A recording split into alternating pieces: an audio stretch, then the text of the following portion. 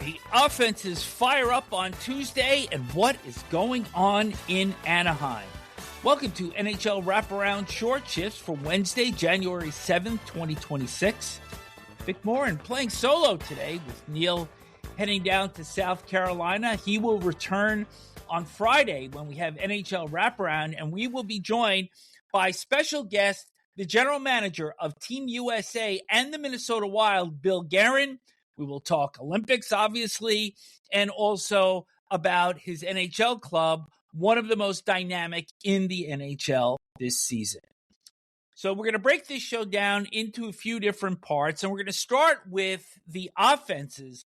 On Tuesday night, 77 total goals in the 10 games, and we're going to start at UBS Arena, where the New York Islanders put up a 9 spot against the New Jersey Devils, winning 9-0. And you think Anthony Duclair got the latest memo from Patrick Waugh? You know, those two have had run-ins from time to time.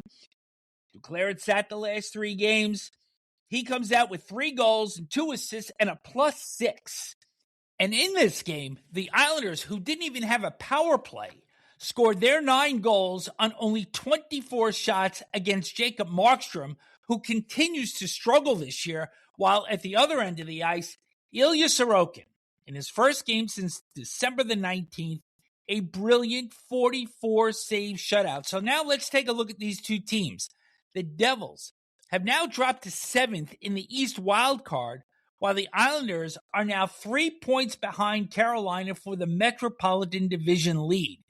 They kick off their second 7-game road trip of the season Thursday at Nashville, and you'll remember the Islanders went 6-1 on that first trip back in November. Let's go west. How about the Seattle Kraken? Former head coach of the Islanders, Lane Lambert, has his team on an 8-0-1 run, this coming on the heels of a 1-9-1 slide.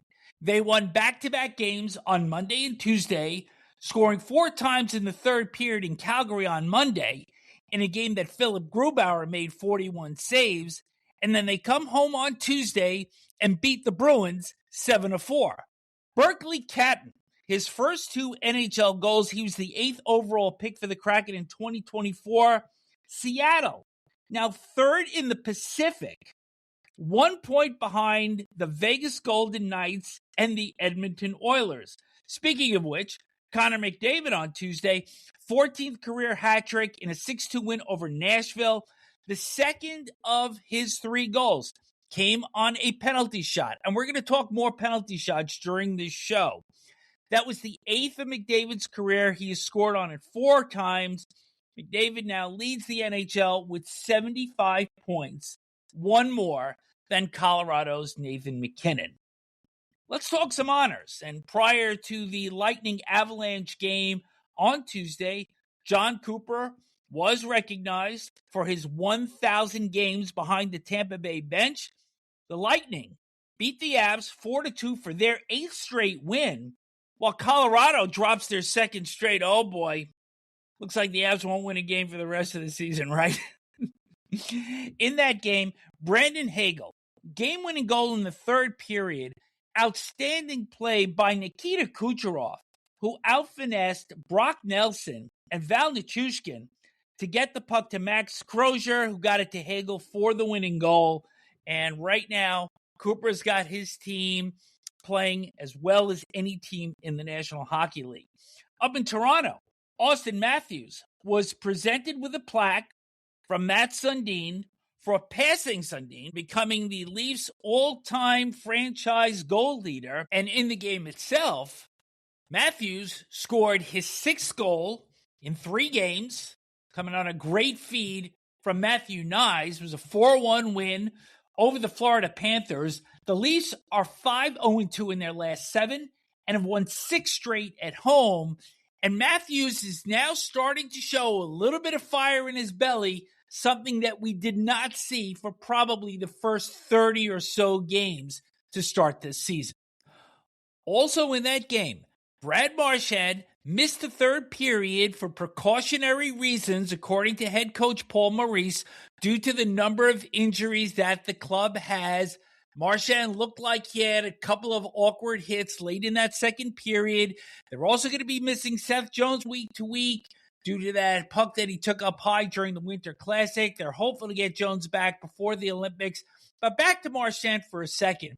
So there's almost like there's a little bit of karma going on here, because when he spoke to reporters prior to the game, he chirped the Toronto fans for basically running Mitch Marner out of town. So Marchand managing to stay in the news both before and during the game. Let's talk some welcome and not so welcome returns. For the Carolina Hurricanes, forward Seth Jarvis was activated off IR after missing 8 games. Remember, he crashed into the goalpost on December 19th. He comes back with a goal and an assist and a 6-3 win for the Canes over the Dallas Stars, who are now 0-3-3 in their last 6. They continue to be one of the more baffling clubs in the NHL. Mikko Rantanen, his first game in Carolina after forcing the trade to Dallas. You remember, he had come over from Colorado, told the Canes he was not going to re-sign with them, and forced the trade. And Logan Stankoven, who was part of that deal to come from Dallas to Carolina, scored a goal in that game, and the fans were chanting Logan's better to kind of taunt Rantanen. Not so sure about that. Stankoven, a very good player, not on the elite level of Rantanen, but certainly Canes fans booing Rantanen every time he touched the puck. But for his part, Rantanen did have a goal and an assist in that game. In Philadelphia, Cutter Gauthier played his second game in Philadelphia. Remember, he played there about a year ago, but Flyer fans still let him know they're not happy that he refused to play in their city, basically forcing the trade to Anaheim. He winds up scoring the first goal of the game, gave a little wave to the Flyer fans, nothing unsavory. But in the end, the Ducks get upstaged by their former player, Trevor Zegras, who scored his 16th and 17th goals in a 5-2 win. This was probably the chippiest of all games on Tuesday night. 65 minutes in penalties. The Flyers wound up finishing that game with only 16 skaters. Bobby Brink left the game in the first period after he was hit by Jansen Harkins. There was no penalty called on that play. But then in the second, Jamie Drysdale took a blindside hit from Ross Johnson, wound up being an interference major. The stretcher was brought out, but Drysdale got up on his feet and was able to leave with some assistance. So with that win, the Flyers, third in the Metro, 6-3-1 in the last 10. And while we're on the subject about the Anaheim Ducks, after an 11-3-1 start, they are now wild card 3 out of the playoffs, because they also lost in Washington 7-4 the night before. They are 0-6-1 in their last 7. They are last in goals against average. They're penalty killing 28th, near the bottom of the league again. Check out these numbers. In their last 24 games, the Ducks have allowed 2 goals or less only 3 times and have allowed 4 or more in 8 of their last 10. In that game Monday, Justin Sordiff, his first career hat trick plus 2 assists for the Caps, certainly helping along that offense with Tom Wilson on the sidelines. Also notable in that game, Brandon Duhaime fought Jacob Trouba. And if you'll remember, it was Trouba who hit Ryan Leonard on December 5th and caused him to miss 7 games with facial and shoulder injuries. And speaking of Leonard, he was one of 2 players to have penalty shots in this game. Ryan Strome of the Ducks was the other. Both players missed on their attempts. But we're still not done with penalty shots. We'll have one more item at the end of the show. Meanwhile, in Winnipeg, the Jets' slide continues. They are 0-6-4 in their last 10. And only 1 win in their last 14 after a 4-3 overtime loss to Vegas, who got their first win in their last 6. Tomas Hertl with the overtime winner. Kyle Connor had given the Jets the lead with just 5:04 left in regulation, and they were not able to hold it as Riley Smith scored to tie it 59 seconds later. And watching this game, you could just tell how tense the Winnipeg Jets are in their handling of the puck, in plays around their own net. It is a struggle night after night. And perhaps the biggest news coming out of this game, Jets defenseman Hayden Fleury stretchered off the ice in the first period after making an outlet pass. Golden Knights forward Keegan Colasar came through with a shove on Fleury, who slid backwards into the end boards. And even though Colasar did approach Fleury as he was being stretchered off, it did not stop team captain Adam Lowry from engaging with Colasar at the next drop of the puck, and he actually dropped Colasar with a couple of left hands. The latest on Fleury is that he was alert, had movement in all of his extremities, and stayed in the hospital overnight for observation. This was his first game back after not having played since December the 19th. And unfortunately, more injury news to talk about, as we do on every show. For the New York Rangers, goaltender Igor Shesterkin left in the first period of the Rangers' overtime loss to Utah on Monday with a left leg injury. J.J. Peterka had somewhat slid into Shesterkin, but it looked like this injury occurred more from him stretching than any contact that Peterka had with him. Dylan Garland has been called up from Hartford. He will be the backup for Jonathan Quick for however long Shesterkin is going to be out. And also, Adam Fox is back on long-term IR for the second time this season with a lower body injury suffered in the same game. He had played just 3 games after returning from a 14-game absence.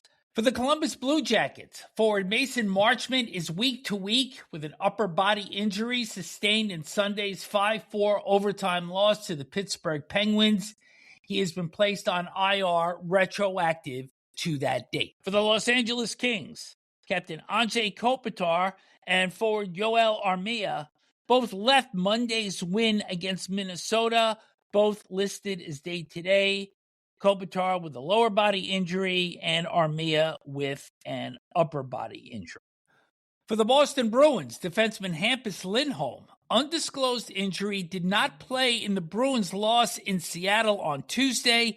This is not going to be a day-to-day injury. According to head coach Marco Sturm, Henri Jokiharju has been called up by the Bruins and did play in that game against the Kraken.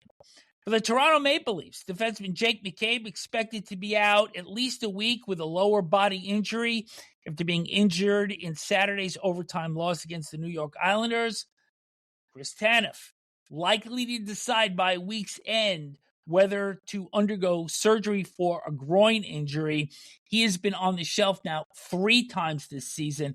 But some good news, Brandon Carlo returned to the Leafs lineup in their win against Florida on Tuesday after undergoing foot surgery. He last played on November 18th and missed 23 games. And for the Edmonton Oilers, forward Kasperi Kapanen was activated off LTIR after missing 36 games, had a goal and an assist in that Oilers win against Nashville. The team also placed Tristan Jarry on long-term IR. Some other news, defenseman Igor Zamula signed a 1-year contract with the Columbus Blue Jackets. Remember, he was placed on unconditional waivers by the Penguins after failing to report to the American Hockey League team. He was acquired in a trade by Pittsburgh only a week ago from Philadelphia in exchange for forward Philip Tomasino. A couple of signings to report. Alex Wenberg signed a 3-year, $18 million extension with the San Jose Sharks. He celebrated that with a goal and 2 assists in the Sharks' 5-2 win over the Columbus Blue Jackets on Tuesday. And Christian Dvorak, forward for the Philadelphia Flyers, signs a 5-year extension, $25.75 million $5.15 million AAV. And a minor trade to report also, the Carolina Hurricanes acquiring defenseman JussoValimaki from the Utah Mammoth for future considerations.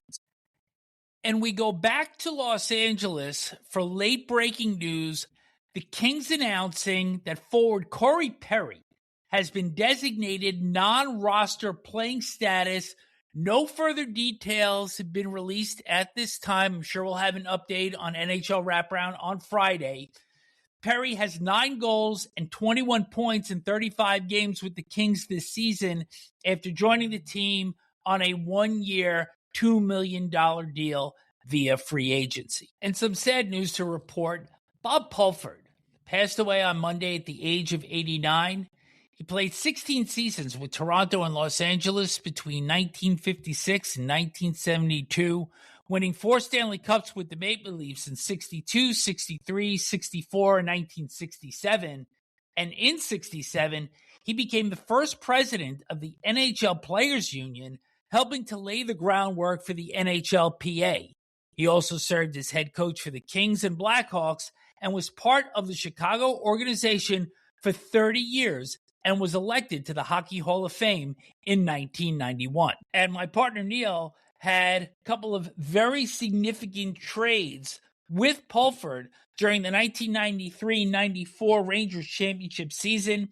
In November, he acquired Steve Larmer as part of a 3-way deal, which also included the Hartford Whalers. And then that famous trade deadline, Neil Santoniamonte to Chicago, getting back Brian Noonan and playoff hero Stefan Matteau. Let's put a wrap on the World Junior Championships. On Monday, Sweden defeated Czechia 4-2 to win their first gold medal since 2012. Canada took the bronze 6-3 over Finland. Gavin McKenna, the top prospect in this year's NHL draft, having 4 points in that game. But I want to go back to the semifinal game that Canada played with Czechia. We told you that we had more penalty shot news. We said that there were 2 in the Capitals-Ducks game. How about 2 on the same play? Michael Hage, late in the second period, with the score tied 2-2, had his first attempt, was tripped by the goaltender, and after some discussion, the officials decided to award him a second penalty shot attempt, but he was stopped again. And of course, had Hage been able to score on either of those opportunities, it may have been a much different story for Canada at the World Juniors. Our website is NHLWraparound.com. Check out New York Centric in our blog section, where Patrick Hoffman's latest 2 pieces are on the New York Islanders and time to take them very seriously. And if there's any question, just ask the New Jersey Devils, who walked out of UBS Arena Tuesday with their tail between their legs. And how will the New York Rangers move forward without star goaltender Igor Shesterkin? Thanks for tuning in. If you listen to us on either Apple or Spotify, please write us a review. And if you tune in via YouTube, please subscribe. NHL Wraparound returns on Friday. Neil will be back, and we will be joined by special guest, the general manager of Team USA and the Minnesota Wild, Bill Guerin. Take care, and we'll speak with you on Friday.